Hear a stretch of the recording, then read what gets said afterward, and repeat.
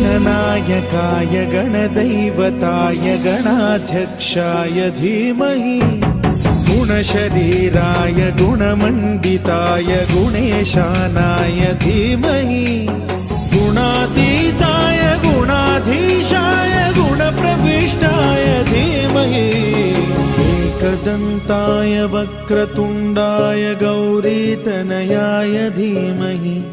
गजेशानाय भालचन्द्राय श्रीगणेशाय धीमहि एकदन्ताय